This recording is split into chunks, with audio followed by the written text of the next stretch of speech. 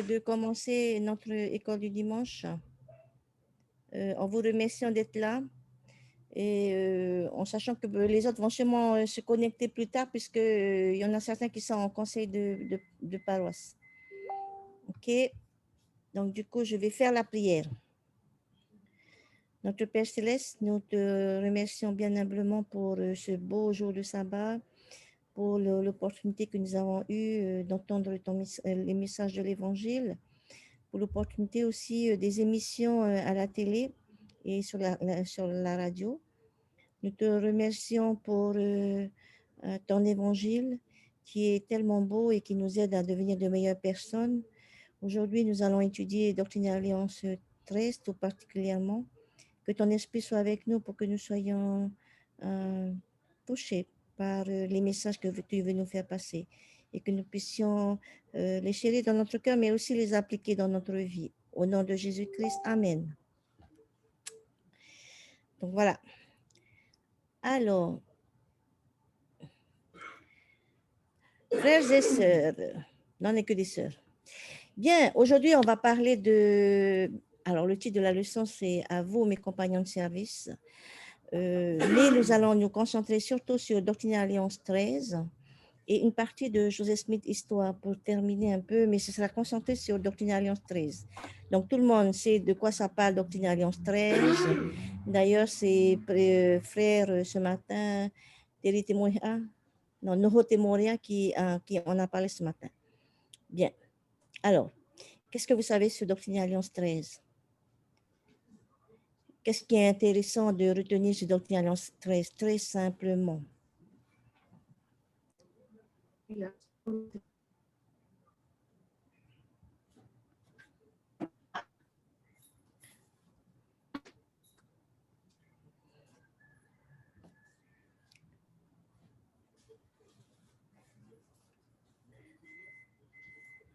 Bonjour tout le monde, nous, c'est sur le rétablissement de la prêtrise d'Aaron. Voilà, tout à fait. C'est sur le rétablissement de la prêtrise d'Aaron. Très bien. OK. En fait, ce qu'on peut dire aussi, c'est que l'entête, c'est la section où l'entête est plus long que la section elle-même, puisque la section n'a qu'un seul verset. OK. Et effectivement, ça parle du rétablissement. Et du coup, ce verset-là, en fait, même si c'est un seul verset, sa signification, sa portée est beau et fait que c'est un des événements les plus glorieux qui ait pu se passer au cours des 1000 années qui nous ont précédés. D'accord? Alors, pourquoi est-ce que c'est un des événements les plus glorieux, à votre avis?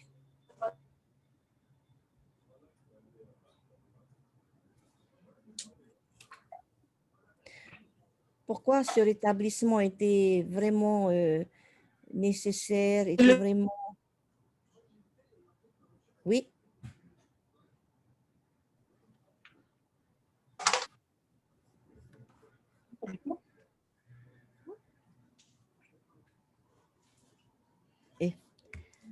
Alors, je vais vous faire une mise en situation pour que vous compreniez mieux pourquoi c'était si important, c'était tellement important cet événement-là. D'accord? Alors. Non, c'est Rami. Admettons que en route sur la Princinoï, je vous vois me dépasser et je vous vois brûler un feu rouge. OK? Donc, je t'ai vu, vite, je conduis jusqu'à ta hauteur, je te rejoins, je te dis de t'arrêter, tu t'arrêtes. Et puis, je te dis, ah, mais tu as brûlé un fil rouge. Et du coup, je te fais un papier que je te remets. Et sur ce papier, j'ai écrit un PV pour toi et je t'ai mis la somme que tu dois aller payer. Qu'est-ce que tu vas faire? Ben non, comme tu n'es pas l'autorité. Voilà. Ben oui. OK. Vous allez rien faire. Vous n'allez pas aller payer l'amende parce que je n'ai ni le badge, ni l'agrément, ni l'autorité de le faire. N'est-ce pas? Donc, tout ça, ça nous ramène au rétablissement de la prêtrise d'Aaron et de la prêtrise tout court. Finalement, c'est comme dans l'Église, mais d'une manière beaucoup plus sacrée. Dans l'Église de Dieu, il faut la bonne autorité pour agir en son nom. D'accord? On connaît tous article 2 fois numéro 5. Et c'est pour ça que cet événement, aussi petit qu'il soit dans ce verset-là, c'est un concentré de révélations. Je vous ai déjà dit, ces révélations modernes, ce sont des concentrés. Eh bien, il faut agir, voilà, il faut agir avec l'autorité de Dieu. C'est simple. Et donc, Joseph Smith était conscient avec Oliver lorsqu'ils ont commencé à traduire le livre de Mormon, ils sont tombés sur cette écriture pour parler du baptême, de la prêtrise, et du coup, en se posant les bonnes questions, Dieu a rétabli la prêtrise d'Aaron le 15 mai 1829. Okay? Et dorénavant, ils pouvaient agir de la bonne manière avec l'autorité de Dieu sur terre. Ok? Donc ça, c'était déjà important. Est-ce que vous avez, du coup, on va aller regarder et je vous invite à prendre Doctrine et Alliance, et si vous avez, et ce qui est bien, c'est que les feutres sont tous dedans. Donc, on va prendre Doctrine et Alliance. On va essayer de l'étudier ensemble. OK? Parce qu'on a l'impression qu'elle est toute petite, cette phrase, mais dedans, il y a de nombreuses vérités au sujet de la prêtrise d'Aaron. Et je pense qu'il y a des vérités auxquelles les gens ne font pas attention. D'accord? Donc, du coup, on va aller le faire ensemble. Et ce verset, si vous voulez bien, on va le diviser en 4 parties pour l'étudier. Donc, prenez ce verset et proposez-moi alors, à votre avis, quelles sont les 4 parties dans ce verset. Comme ça, on pourra faire une étude approfondie. Hein.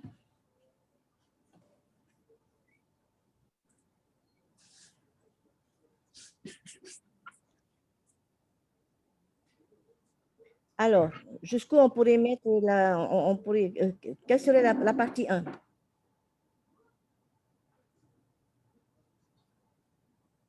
Je ne sais pas, comment vous avez étudié ce verset? L'appel des personnes, parce qu'il met à vous, mes compagnons de service. Ok, super. Très bien. Donc, la partie 1, frères et sœurs, c'est à vous, mes compagnons de service, au nom du Messie, je confère la prêtrise à Aaron. D'accord? C'est ça la partie 1. Ensuite, donc, on va faire les 4 parties. Ensuite, on va revenir un par un sur chaque partie. Quelle serait la deuxième partie? Il détermine la mission. Alors, mais cite-moi le... non, il détermine... comment dire? Oui, il détermine la mission. Ensuite, on détermine les fonctions. OK. Du coup, quelle est la deuxième partie si on prend que l'extrait? Si je prends que les extraits, la deuxième partie, ça va d'où à où? Concrètement. Jusqu'à ministère d'ange de l'Évangile. Très bien. OK. Donc, la deuxième partie, c'est qui détient les clés du ministère d'ange. Donc, en fait, on se rappelle, c'est je confère la prêtrise à Aaron. Qui détient les clés du ministère d'ange? Ensuite, quelle serait la troisième partie? Dans le verset, quelle serait la troisième partie? Jusqu'à la rémission des péchés. Magnifique. Magnifique, exactement. On va de l'évangile de repentir et du baptême par immersion pour la rémission des péchés. Et enfin, la dernière partie, bien sûr, c'est tout le reste. Et cela ne sera plus jamais enlevé de la terre jusqu'à ce que les fils de Lévi fassent de nouveau une offrande au Seigneur selon la justice. OK? Donc, voilà les 4 parties sur lesquelles on va se focaliser là pour notre étude. Et puis, après, je ne sais pas ce que vous avez trouvé dans vos études, dans chaque partie. Mais en tout cas, dans le manuel Viens et suis-moi qui a été donné, on vous donne d'autres écritures et on vous donne aussi des discours de conférences à aller lire, à aller étudier. Et à partir de ces écritures-là, vous pouvez avoir une magnifique idée de ce que c'est que cette prêtrise à Aaron. D'accord? Voilà. Oui. Bon. Alors, ce qu'on va faire maintenant, on va aller un par un sur chaque partie. OK? Et l'importance que je voudrais qu'on va développer, c'est quelle est la place de la prêtrise d'Aaron dans le plan de Dieu. Certains l'appellent c'est vrai que Dieu avait dit que ce serait la moindre des prêtrises, mais on ne peut pas dire que c'est une petite prêtrise. C'est faux de dire que c'est une petite prêtrise. C'est une prêtrise complémentaire. Elle a son importance. Elle a son importance. On va voir pourquoi elle est et en quoi elle est importante. OK? Donc, du coup, on va y aller très rapidement sur la première partie. À vous, mes compagnons de service, au nom du Messie, je confère la prêtrise à Aaron. Dans cette partie-là, Bon, on est d'accord, c'est la prêtrise Aaron, mais qu'est-ce qui est important aussi de retenir? Les compagnons de service. Voilà, mes compagnons de service. Pourquoi est-ce que c'est important ce nom-là? Qu'est-ce que ça sous-entend, mes compagnons de service?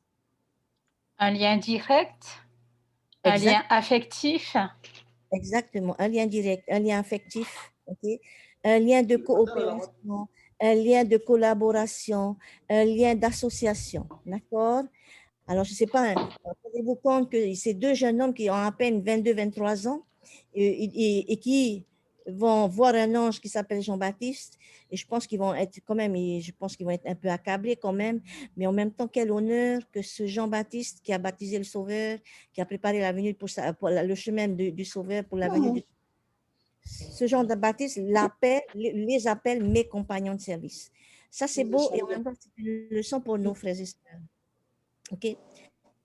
Joseph et Oliver, ils n'étaient pas du tout connus à l'époque. D'accord? C'était des inconnus, personne ne savait qui ils étaient. Et donc, d'entendre ce mot-là, mes compagnons de service, ça doit faire chaud au cœur. OK? C'est ce que je disais tout à l'heure. L'essentiel, quand on est au service de l'œuvre de Dieu, c'est la manière.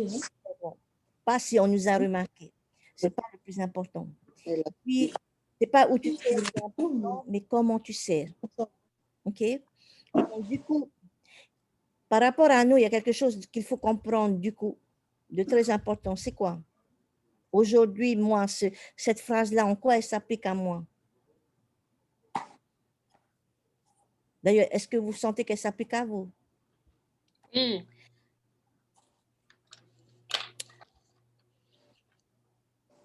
On a l'erreur de penser que la prêtrise, ça ne concerne que les frères. Ça fait bien longtemps que c'est une erreur de le penser. Hein. D'ailleurs, c'est en 2019 que allez lire le discours du président Russell M. Nelson. Et le discours, ça s'appelle Trésor spirituel. Il parle aux sœurs. Et il dit comme ça, vous n'avez peut-être pas la prêtrise, mais vous avez le droit d'utiliser ce pouvoir-là. Vous avez le droit de le magnifier, vous avez le droit de l'augmenter et d'en recevoir des bénédictions. Donc voilà. Donc du coup, quel lien peut-on faire entre cette phrase-là et moi aujourd'hui? Tout simplement que aussi petite, aussi discrète que ma contribution puisse être, je suis un compagnon, je suis une compagne de service de Jésus-Christ dans la grande œuvre du Seigneur. D'accord? Voilà. À chaque fois que je fais quelque chose pour l'Église, je suis un compagnon de service. Okay? Et ça, c'est important. Les gens ont l'impression que c'était que pour Joseph Smith et Oliver Cowdery, que c'est que pour les frères de la prêtrise, que c'est que pour les jeunes gens. Mais non, ça s'applique aussi à nous. On est des compagnons et des compagnes de service de Jésus-Christ. OK? Donc, du coup, frères et sœurs, c'est important qu'on pense, bon, qu'est-ce que j'ai fait récemment qui a montré que j'ai été un compagnon de service, une compagne de service dans cette grande œuvre. OK? Ça nous concerne tous. Et ça, c'est important. C'est un appel à tout le monde à être des compagnons de service. OK? Donc, voilà. Des fois, on utilise ma compagne, mais je ne sais pas si on dit, on pense à tiens, ma compagne de service en Jésus-Christ. Quand à l'époque, on allait faire nos visites d'enseignement. Aujourd'hui, quand on fait les visites pastorales, nous sommes des compagnons ou des compagnes de service. OK? Donc voilà, bon, il y a plein d'autres choses, bien sûr, à développer, mais c'était aussi cette partie-là sur laquelle je voulais appuyer. Bien, on passe, je pense, à la deuxième partie. Dans la deuxième partie, c'est intéressant, qui détient les clés des ministères d'anges. Alors, les amis, est-ce qu'on a compris cette partie? C'est la partie la plus simple. C'est la partie qu'on a le mieux expliquée et sur laquelle on a tous compris en quoi ça consiste, n'est-ce pas? Donc, du coup, en fait, la prêtrise d'Aaron, c'est elle qui détient les clés du ministère d'ange. Ça veut dire quoi? Le pouvoir de parler avec le Saint-Esprit, par l'intermédiaire du Saint-Esprit. Il y a ça, mais aussi le pouvoir et la capacité d'accéder aux anges du Seigneur. OK? Voilà. tu as raison, Inès, c'est aussi au-delà que dans les cieux, il y a des anges que Dieu envoie.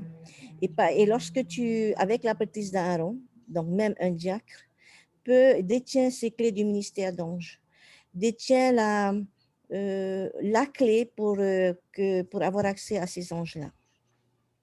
Voilà. Gordon B. Hinckley, il disait, recevoir la prêtrise s'accompagne de l'accès et du droit à des bénédictions merveilleuses et remarquables. D'accord? Il continue. Jean a déclaré que la prêtrise d'Aaron détient les clés du ministère d'ange. Quel cadeau merveilleux de savoir que si nous vivons dignement, nous aurons droit à la compagnie des anges. Voici la protection, voici la direction, voici la voie. Tout cela vient de pouvoirs qui dépassent nos propres dons. D'accord? Donc, cette prêtrise d'Aaron, elle a quand même un grand pouvoir. C'est elle qui détient les clés de faire travailler les anges, d'envoyer les anges à gauche et à droite. OK?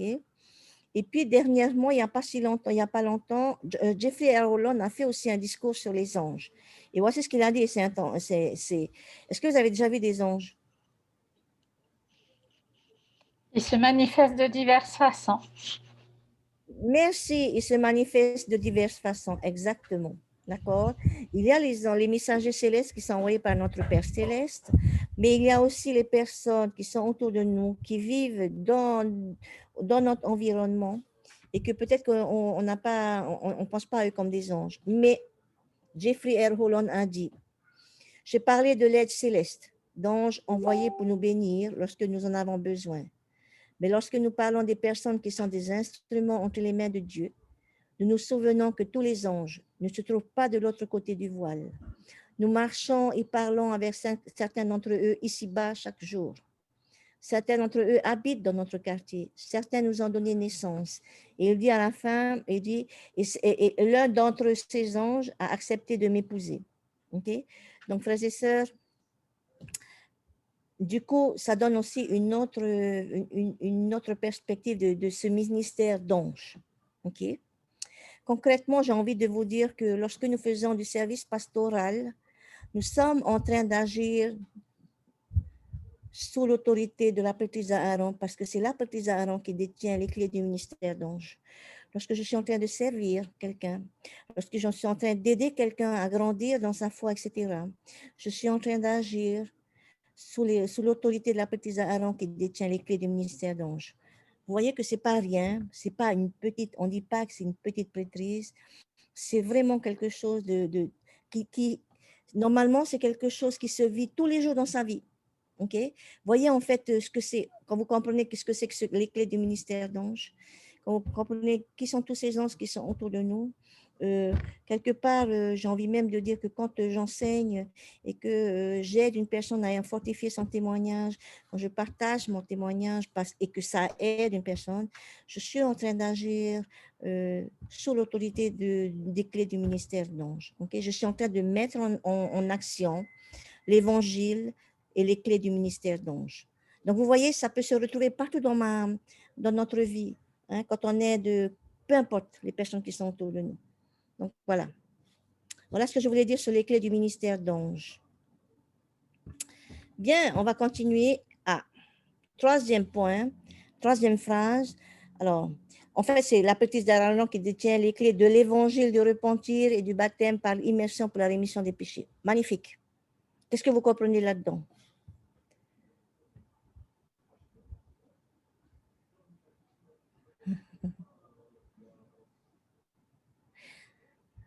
Alors, merci Céline qui a écrit je suis rassurée que le Christ sera toujours avec moi dans mon appel. Oui, on est ses compagnons de service, ses compagnes de service. Et puis, elle a remercié un ange à l'école du dimanche qui l'aide. Merci. Alors, maintenant, vous voyez comment c'est important quand même le ministère d'ange. On n'y pense pas, mais on est en train de travailler et de mettre en application les clés du ministère d'ange. OK. Une autre clé qui est placée sous l'autorité de la prêtrise d'Aaron, frères et sœurs. Alors, et je l'ai dit par le ministère d'ange, il faudrait qu'on encourage nos jeunes gens et à être vraiment des gens qui aiment servir, qui aiment rendre service et qui soient conscients que tout ce qu'ils font dans leur vie, ils sont en train de mettre en application la prêtrise qu'ils détiennent. Donc voilà. On a des fois, je suis perplexe, comment dire, de voir que je suis touchée, de voir que on se contente de dire que la petite Aaron, c'est servir la Sainte Seine le dimanche, mais c'est pas que ça, frère, c'est bien au-delà, c'est majestueux, c'est glorieux, cette petite Aaron. Il s'applique dans notre vie de tous les jours. Voilà. OK, on revient au point 3. Alors, qu'est-ce que vous avez envie Alors, de... Noéline, comme Oui, tu vas-y. le disais, pour moi, j'étais persuadée, enfin, jusqu'à où j'avais sûrement quelque chose derrière aussi qui était en instance, mais que la prêtrise d'Aaron, eh ben, elle servait que la Sainte Seine. Et là, je me rends compte que, eh ben non, ou que le baptême était une ordonnance qui était faite que par la prêtrise de Melchizedek. Non, non. Là, je le lis, je vois que la prêtrise d'Aaron est magnifiée pour le baptême. Oui, magnifique. Magnifique. Voilà, exactement, frères et sœurs. La première chose qu'il faut remarquer, c'est que un prêtre peut baptiser. Le baptême a été placé, j'en ai la chair de poule à vous le redire. Le baptême fait partie des clés qui ont été remis à la qui agissent sous l'autorité de la petite Aaron. OK? Voilà. Et le baptême, en fait, voilà. Et il y a deux grands principes qui sont reliés au baptême, frères et sœurs, c'est le repentir et la rémission des péchés. D'accord? Du coup, à quoi ça vous fait penser quand vous pensez à repentir et rémission des péchés? À Jésus-Christ. À Jésus-Christ et à quoi d'autre? À la pureté. À la pureté et à quoi d'autre?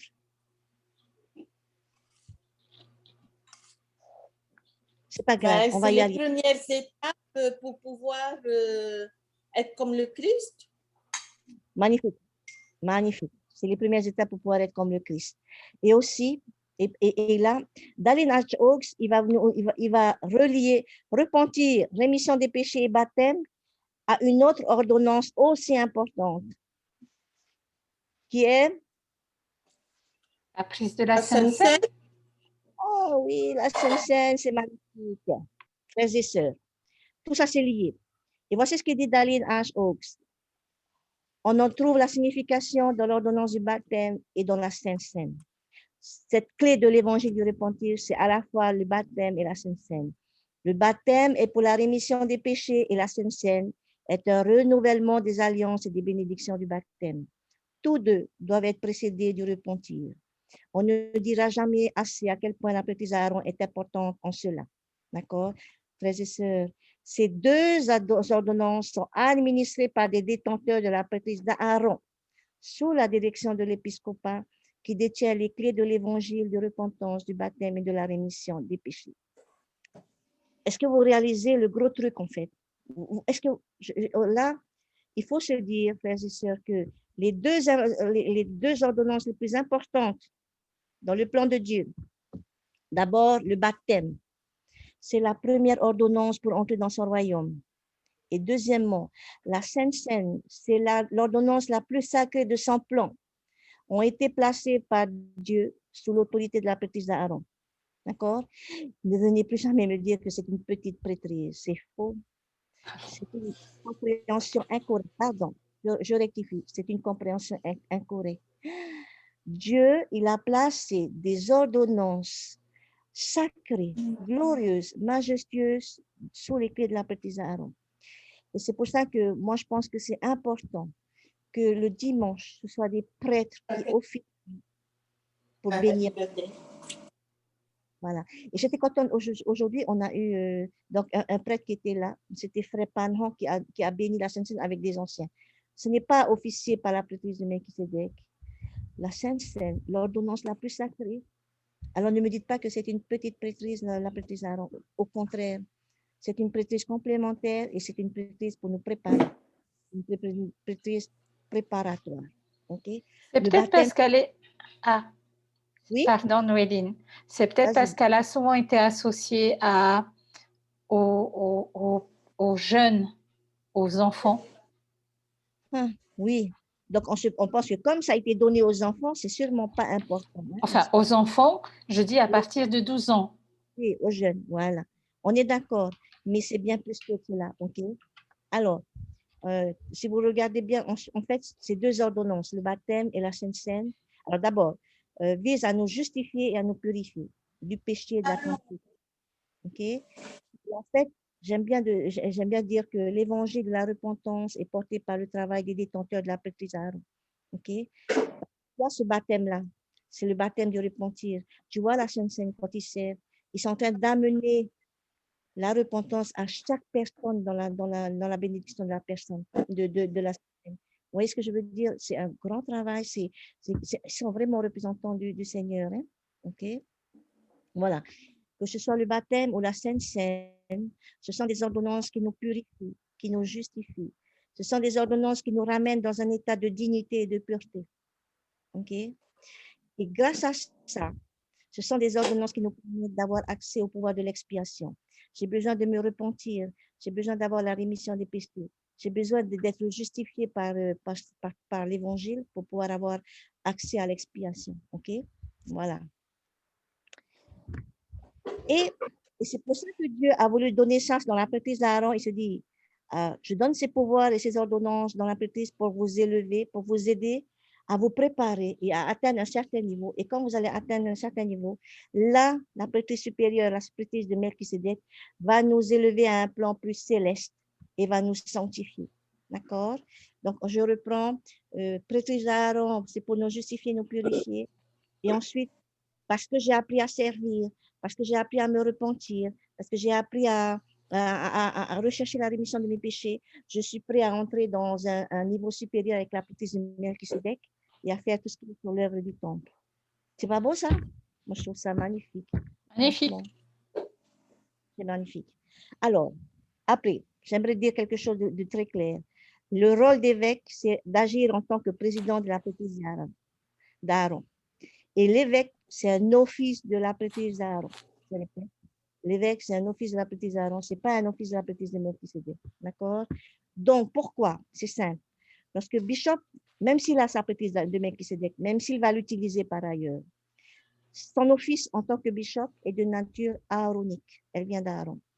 Les gens qui vont voir Bishop pour se confesser, pour se repentir, pour avoir des conseils, pour avoir des encouragements, des exhortations, d'accord?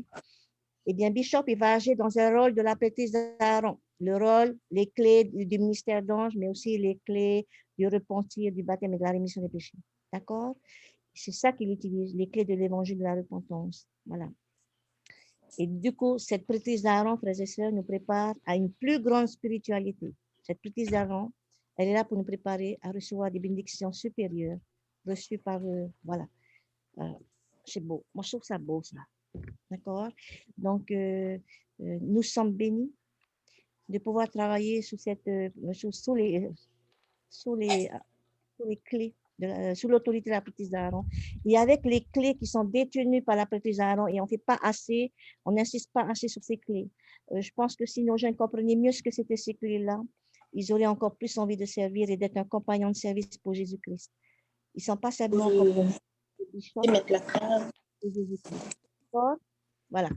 Et enfin, on va terminer la quatrième. Et cela, ce ne sera plus jamais enlevé de la terre jusqu'à ce que les fils de Lévi fassent une offrande au Seigneur selon la justice. Oui, magnifique, Inès. Alors, Inès, elle met quelle belle et grande prêtrise, cette prêtrise d'Aaron. Eh oui, c'est la prêtrise de Dieu. Voilà. Et Dieu, il a mis des choses dedans qui vont faire qu'elle a de la valeur, qu'elle a de l'importance et qu'elle a de la gloire. Toujours, toujours. Il ne fait pas les choses à moitié. Il ne dit pas, ben, petit pour vous, ah, c'était les jeunes diacres. Non, à vous, on vous fait un petit cadeau. Non, c'est un grand cadeau qu'il met entre les mains de la prêtrise Aaron. Bien, sur la quatrième partie, frères et sœurs, il y a des choses qui sont un peu plus complexes à comprendre et on va prendre un peu plus de temps, d'accord? Parce que je ne sais pas si vous êtes posé les questions, c'est qui les fils de Lévi, c'est quoi cette offrande au Seigneur, selon la justice, machin. OK. Donc, du coup, je vais vous donner des nouvelles écritures. En fait, ça s'appelle des écritures, enfin, ce sont des écritures croisées. Donc, on a besoin de les comprendre, de les lire, de les comprendre. On va commencer un par un, ne vous inquiétez pas, on va faire étape par étape. On va commencer à regarder. D'abord, la première question qu'on peut se poser, qui sont les fils de Lévi? Pourquoi on passe les fils de Lévi?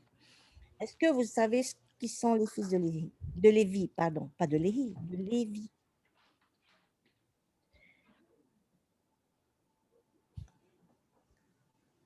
Alors, qui c'est qui peut me dire?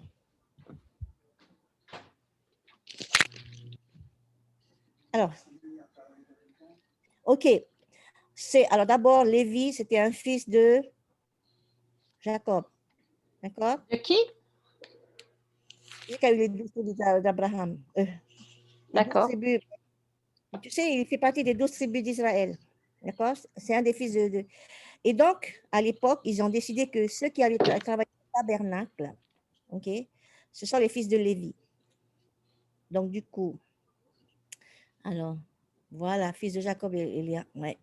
Donc, du coup, on comprend donc, frères et sœurs, que les Lévites étaient la tribu d'Israël chargée d'accomplir les ordonnances du temple. Quel pouvoir de la prêtrise détenait-il? D'Aaron. Oui, voilà, exactement. À l'époque, on appelait ça la prêtrise lévitique. Lévi, lévitique, ok? Mais c'est la prêtrise Aaron. Effectivement, c'est la prêtrise Aaron. Vous voyez à quel point c'est pas une petite, c'est une grande prêtrise. Seulement, on l'utilise petit par ailleurs. Ok. Donc, on a compris que, il y a les fils de Lévi. Donc, il y a une tribu qui va faire une offrande au Seigneur, ok?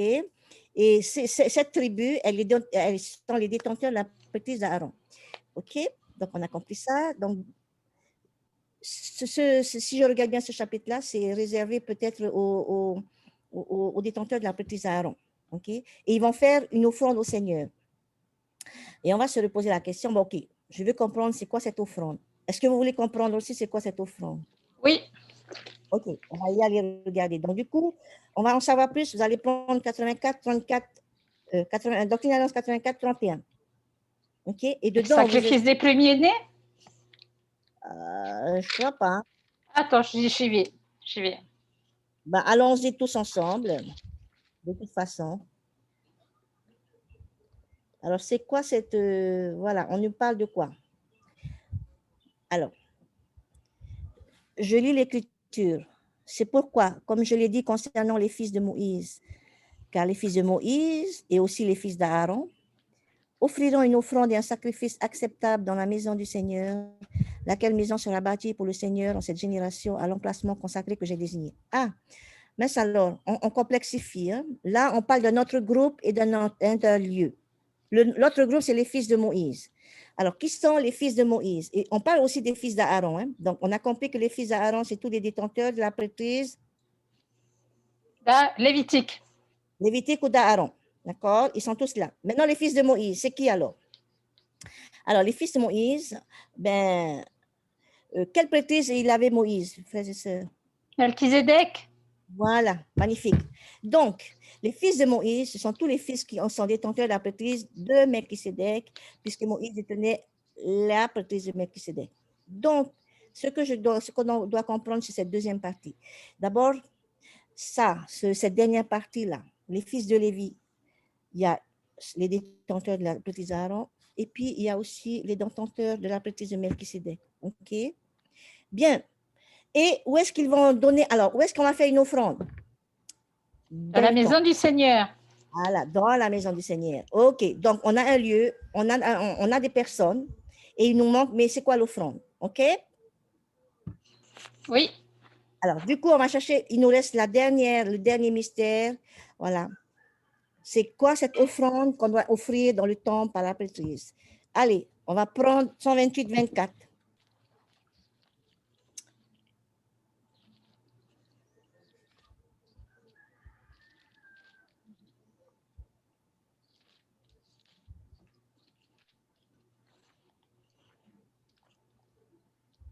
OK. Alors, je vais lire le verset 24 qui est très, très, très intéressant et magnifique. Voici, le grand jour du Seigneur est proche. Qui pourra se tenir le jour de sa venue? Qui restera debout quand il paraîtra? Car il est comme le feu du fondeur, comme la potasse des foulons. Il s'assiera, fondra et purifiera l'argent. Il purifiera les fils de Lévi détenteur de la prêtrise Aaron.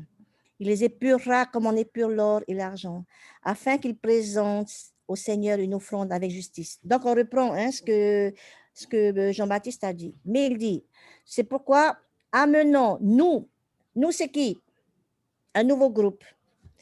Nous, c'est tout le monde.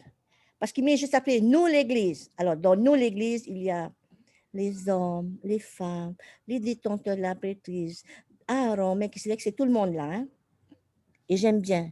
C'est pourquoi amenons nous, l'Église, le peuple et les saints des derniers jours, une offrande avec justice au Seigneur et présentons dans son saint temple, lorsqu'il sera terminé, un livre contenant les annales de nos morts qui sera entièrement digne d'être reçu.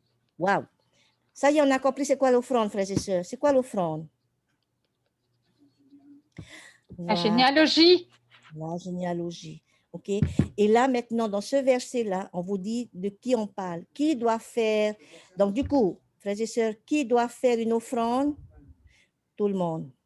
Il n'y a pas d'exception. Il n'y a pas que la prêtrise Aaron. Il n'y a pas que la prêtrise de Melchisédek. OK? Et l'offrande que l'on nous demande de faire et qui doit être approuvée par Dieu, une offrande en toute justice, c'est notre généalogie. C'est le travail pour les morts. C'est notre œuvre du temps et de l'histoire familiale. Waouh! OK? Et quand Christ reviendra, frères et sœurs, il demandera cette offrande. OK? Vous avez vu ce qu'il a mis au verset 12, hein? Au verset 13. Et il dit, jusqu'à ce que les fils de Lévi, nous, on va changer, il faudra rajouter dans vos écritures au côté, les fils de Lévi, les fils de Moïse, nous, l'Église, le peuple et les saints des derniers jours, feront de nouveau une offrande, c'est-à-dire présenter un livre contenant les annales de nos morts au temple. Voilà, frères et sœurs. Et j'aime bien une offrande au Seigneur selon la justice. OK. Frères et sœurs, c'est pas un petit travail, en fait. Voilà. On agit aussi avec les clés de la prêtrise d'Aaron sur l'histoire familiale et la généalogie. OK. Voilà. Peut-être que peut-être que Jésus-Christ, quand il va revenir, on n'aura pas un livre, peut-être qu'on aura des disques durs, vous voyez, et on pourra lui dire, ben voilà, Jésus-Christ, j'ai mis ma généalogie là. Enfin, j'espère qu'on aura quelque chose à présenter. Hein. Ça, c'est super important, frères et sœurs.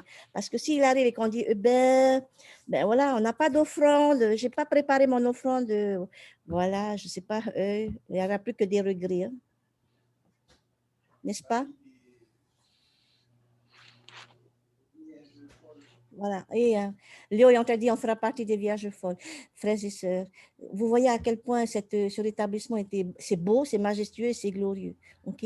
Et on peut voir que dès le début de la restauration, de la prêtrise, Dieu a souligné l'importance de l'œuvre pour les morts. OK? Il a dit, ça c'est important, ça c'est une offrande que tu dois faire au Seigneur. OK? Et ça rappelle justement le Doctrine Alliance 2, n'est-ce pas? Moroni, et pour dire que Moroni et Jean-Baptiste avaient tous les deux l'œil sur l'œuvre du temple depuis le début. D'accord? Donc, s'il vous plaît, c'est peut-être aussi un rappel pour nous, faisons l'œuvre du temple. OK? Posons-nous la question, est-ce que récemment j'ai contribué à offrir cette offrande au Seigneur? OK? L'offrande des annales de nos ancêtres, des morts. OK? Voilà. Je vous engage à être beaucoup plus, comment dirais-je, à être beaucoup plus engagé, beaucoup plus fervent et zélé dans le travail pour les morts. Et je vous rappelle que du 25 au 27 février, il y a un événement que l'Église organise pour la première fois de façon virtuelle. Ça s'appelle Roadtech. C'est organisé par Family Search, donc le programme le programme officiel de l'Église pour l'œuvre du temple et l'histoire familiale. Si vous n'êtes pas encore inscrit à Rootech, c'est une belle offrande à faire au Seigneur que d'aller regarder ce qu'il y a dedans. D'accord? Voilà. Voilà, on vient donc j'espère qu'on vient d'étudier un peu plus en profondeur toute cette histoire, non, de comprendre plus en profondeur le verset 1 de Doctrine Alliance 13, le seul verset. J'espère que ça nous a aidé à voir à quel point Dieu est grand, Dieu est magnifique et glorieux et qu'il veut qu'on fasse des choses bien précises grâce aux clés de la prêtrise. D'accord? Et puis, j'aimerais terminer, frères et sœurs, parce que Oliver Cowdery, donc on va prendre Joseph Smith Histoire, il a raconté comment, qu'est-ce qui s'était passé, quels étaient les événements autour du rétablissement de la prêtrise d'Aaron. Donc, je trouvais intéressant de terminer par ça, ok? Parce qu'il va nous parler de l'environnement à cette époque-là. Et c'est important pour nous de comprendre cet environnement parce que malgré tout ce qui s'est passé, la prêtrise a quand même été rétablie. OK? Donc voilà. Alors, je vais vous demander de prendre Joseph Smith Histoire, si vous voulez bien. Et vous allez jusqu'à la fin. À la fin, tout à fait, tout à fait. Et en fait, et là où il y a Oliver Cowdery, en bas de page. OK? Vous avez vu la bas de page? La note de bas de page. Bah, la bas de page. Oh là là, quelle horreur. La note de bas de page. En fait, Oliver Cowdery, il n'a peut-être pas pu traduire le livre de Mormon, mais Dieu lui a offert une belle tribune en lui disant, OK, Oliver, ce que tu vas raconter sur les événements pendant le rétablissement, eh bien, on va le mettre en bas de page, en note de bas de page, et tu pourras écrire tout ce que tu veux dedans. Bien. Bon, c'est vachement long, je sais. On va se focaliser sur les 4 derniers. Et ça commence par « après avoir écrit ». D'accord? On va faire un travail, deux travaux. Ouh là là. On va faire 2 travaux, 2 activités. La première, on va faire là, on va lire, vous allez lire, OK? Et vous allez relever les expressions, les mots, les phrases qui montrent comment Satan a environné de toutes parts Oliver et Joseph. OK? Vous allez souligner dans ce passage toutes les armes que Satan a déployées autour de ce rétablissement. OK? Voilà. Et je pense que ça va être, si vous prenez le temps de faire ça et si vous regardez bien avec l'esprit, ça va être une expérience puissante quand vous allez lire. Vous allez sentir le témoignage d'Oliver. OK. Allez. Commencez à lire. Et puis, bon, comme on n'a pas trop le temps, donnez-moi des mots qui, à votre avis, il faut qu'on relève et qui parlent de l'influence de Satan. Est-ce que vous êtes... La grande discorde. Oula, bien avant. Ah, d'accord. Oui, mais c'est juste la grande discorde. Les ténèbres couvraient la terre. Oui, et pas que la terre. Et après la suite? Elles étaient épaisses et elles couvraient l'esprit des hommes. Voilà. Très bien. Alors, et ça pour vous dire que les attaques de Satan prennent différentes formes. La première, les ténèbres couvraient la terre, les ténèbres épaisses, l'esprit des hommes. Alors, voilà, super. Ensuite, on est d'accord, Inès, plus bas, tu as parlé de grande discorde et du grand bruit soulevé par la religion. Ok, super. Plus bas. Personne n'avait l'autorité de Dieu. Ok, personne n'avait l'autorité de Dieu, c'est un constat, mais plus bas, car on pouvait. Ah, pardon. Il n'y a pas de souci, allez, on continue. Alors,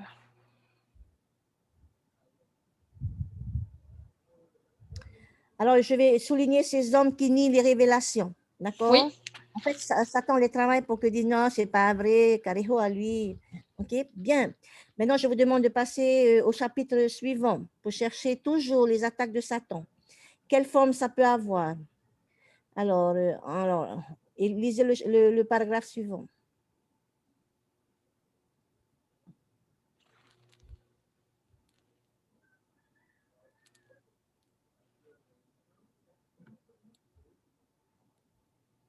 Le monde était tourmenté et désorienté.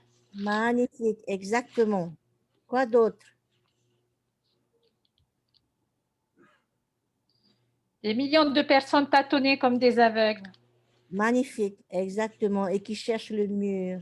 Ok, ensuite, plus bas, vers la fin, des mots qui en plus ont rapport avec Satan, qu'il va utiliser.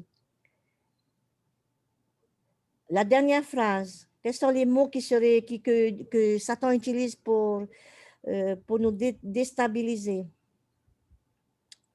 La dernière phrase de ce chapitre, hein?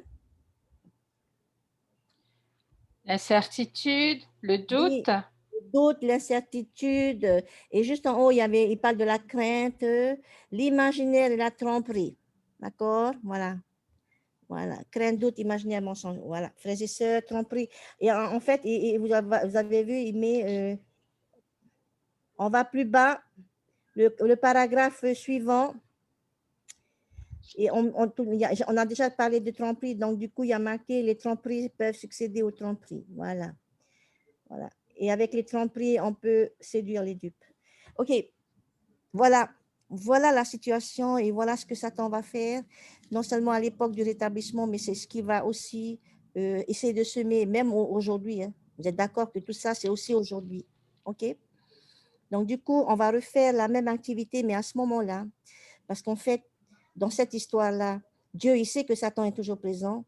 Il va nous aider à repousser les attaques de Satan. On est d'accord? Oui. Oui. Il est conscient que Satan sera toujours dans notre environnement et il ne nous laisse jamais seuls. Il va nous apporter son aide pour faire le contrepoids dans notre vie. OK? Pour en faisant contrepoids, notre vie va rester équilibrée. Alors, justement, allons-y. On reprend le verset. Alors, pas le premier paragraphe, le deuxième. Il ne fallut pas longtemps. On va relever des mots, des actions, des choses que Dieu nous donne et qui nous permet justement de faire face aux turbulences, aux attaques, aux tactiques de Satan. Comment fait-il pour intervenir dans notre vie et pour nous aider à repousser les attaques de Satan? Alors, on y va. Prêt à répondre à la prière. Enfin, il est riche en miséricorde. OK, très bien. Il est riche en miséricorde, toujours prêt à répondre à la prière. OK. Ensuite, Persévérant.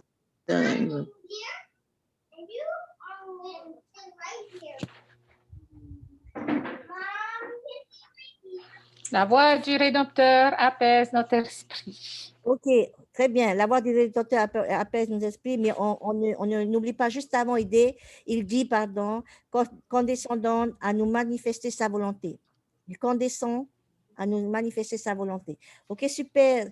Ensuite, la voix du Rédempteur apaisant notre esprit. Super. Qu'est-ce qu'il fait d'autre? Transperce. Avant de transpercer. Juste après avoir apaisé notre esprit, il fait quoi là? Il soulage nos doutes Oui, et l'ange descend.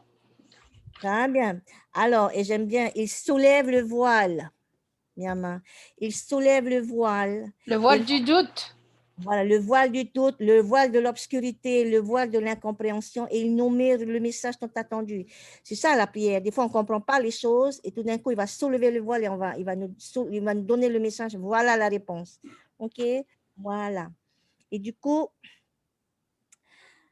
il nous donne des sentiments comme la joie, l'étonnement, l'émerveillement. OK? Et lorsqu'il soulève le voile, lorsqu'il nous remet le message, que se passe-t-il chez nous? Eh bien, plus bas, vous allez voir, nos yeux voyaient, nos oreilles entendent, comme dans les cadres. Voilà. Vous voyez, c'est tellement beau ce qu'il fait, Père Céleste, mais j'espère qu'on le voit, mais peut-être qu'il en avait besoin. Et grâce à Oliver Cowdery, on peut voir dans son même discours, il montre ce que Satan fait, mais surtout ce que Dieu nous donne pour contrebalancer, pour qu'il y ait toujours de la gloire et de la lumière dans notre vie. OK? Donc, voilà. Frères et sœurs, vous regardez bien, plus bas, il va transpercer, sa voix va nous transpercer jusqu'au fond de nous-mêmes. OK? On va être touché comme on n'a jamais été touché. OK? Nous allons écouter, nous allons admirer. OK? Et comme il dit, son amour enflammait notre âme. OK? Voilà. Et puis, grâce à lui, en fait, l'incertitude va s'enfuir, il n'y aura plus de doute. Le doute semblera pour ne plus s'élever. OK? L'imaginaire et la tromperie vont fuir à jamais. Et puis en bas, plus bas, vers le dernier paragraphe de Samia, comment dirais-je, pardon, de Oliver Cowdery, j'aime bien. Il va nous entourer d'une beauté et d'une gloire majestueuse. Ça, c'est la dernière phrase. Et puis, il y a deux phrases vraiment super importantes que je vous invite à souligner dans votre manuel. C'est celle-ci. Et cette terre n'a pas non plus le pouvoir de donner la joie, d'accorder la paix ou de comprendre la sagesse contenue dans chaque phrase prononcée par le pouvoir du Saint-Esprit. Frères et sœurs, Lorsqu'on se reçoit le pouvoir du Saint-Esprit, on reçoit la joie, la paix et la sagesse. Et ça va nous aider, c'est ce qui va nous aider à repousser les attaques de Satan. Ça, c'est la première phrase clé. Et la deuxième, j'aime bien, il dit, Oui. il suffit d'un seul attouchement du doigt de son amour, oui, d'un seul rayon de gloire du monde d'en haut, ou d'une seule parole de la bouche du Sauveur, venant de l'éternité, pour rendre tout cela insignifiant. Tout cela, c'est toutes les attaques de Satan insignifiants et l'effacer à jamais de l'esprit. Ok. Vous voyez l'importance, frères et sœurs, de la place de Dieu dans notre vie. Ok. Il suffit qu'il touche du doigt de son amour. En fait, voilà. Frères et sœurs, dans notre vie, nous aurons des doutes, de l'incertitude, de la peur, c'est sûr. Ok. De temps en temps, on va sentir les pouvoirs des ténèbres sur notre esprit, qui va couvrir notre esprit. Okay? On va entendre des grands bruits sur la religion, des disputes et tout, mais n'oubliez pas, n'oubliez jamais, Dieu n'est jamais loin. Et Dieu va t'envoyer plein de choses pour que tu restes sur le côté lumineux de la force. Ok? Voilà. C'est ce que je voulais, c'est pour ça que je voulais terminer. Vous voyez que même à l'époque, alors, à n'importe quelle époque, même aujourd'hui, face aux tromperies de Satan, il y aura toujours la force lumineuse et majestueuse de la gloire de Dieu là à nos côtés. Ok? Et c'est pour ça qu'il est toujours là, frères et sœurs. Malheureusement, il y a beaucoup trop de gens il y a beaucoup trop de gens qui abandonnent parce qu'ils n'ont pas vu, ils se sont laissés aller aux tromperies, à l'incertitude, etc. Les frères et sœurs, ces versets-là, le rétablissement de la prêtrise à Aaron, puis plus tard la prêtrise de Melchisédek, et ce verset et ce témoignage de Oliver doit nous faire comprendre à quel point c'est important de rester du côté de la lumière. Okay? Car grâce à ça, nous allons recevoir la joie, la sagesse, l'amour, la paix, etc. Okay? Voilà.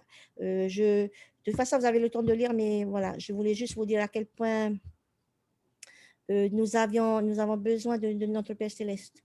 Et si vous regardez bien le verset 73 et 74, je vais juste lire la fin du 73 qui dit « Nous étions remplis du Saint-Esprit et nous nous réjouissons du Dieu et de notre salut. » C'est pour ça, lorsqu'on est rempli de l'Esprit, frères et sœurs, on ne voit que les bons côtés des choses. On ne voit que les opportunités de progresser. D'accord?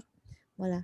Et le verset 74, je vous laisse le lire après, c'est que grâce à Jésus-Christ et Dieu, nous pouvons, les Écritures seront plus faciles à comprendre. Son amour envers nous sera plus facile à accepter. Et puis, nous aurons une capacité plus grande à aller de l'avant. Voilà. Frères et sœurs, le pouvoir de la prêtrise d'Aaron détient toutes ces clés-là et nous aide. Et parce qu'on va arriver à ce niveau-là, on est prêt pour la gloire céleste, pour les lois supérieures, pour ce qu'on nous demande en plus. Ok, je témoigne que Dieu nous aime. Nous n'avons, et il nous a donné tous les moyens pour qu'on puisse rester de son côté. D'accord? Que nous puissions utiliser tous les jours de notre vie les clés et l'autorité de la prêtrise d'Aaron, qui sont les clés du ministère d'ange et les clés de l'évangile de repentance et de rémission des péchés. Je témoigne que Dieu a un amour infini pour nous. Et il nous le montre à travers ses Écritures, à travers tous ces moyens qu'il met à notre disposition. Au nom de Jésus-Christ, Amen. Amen. Merci. Voilà, ben, merci à vous d'être là, fidèle au poste. Bien, ben, on va terminer par une prière. Et Hinano, c'est toi qui vas nous offrir notre prière. Ok. Je peux commencer? Vas-y. Père éternel, c'est le cœur rempli de joie et de reconnaissance pour ton évangile et pour ces enseignements qui éclaircissent notre vision, qui éclaircissent notre intelligence et viennent apporter une pensée pour augmenter notre témoignage. Merci pour ce beau jour de sabbat. Puisses-tu bénir chaque membre afin que chacun soit vaillant à garder les commandements et puisse désirer venir au Christ. Puisses-tu bénir également tous ceux qui ne sont pas membres et qui sont à la recherche de la vérité, afin qu'ils puissent se rapprocher des missionnaires ou de leurs amis membres et que nous puissions partager cet évangile autour de nous. C'est la prière que nous t'adressons au nom de notre Sauveur Jésus-Christ. Amen. Amen. Merci encore. Amen. Ok, bye. Bye. Bon dimanche. Bon dimanche.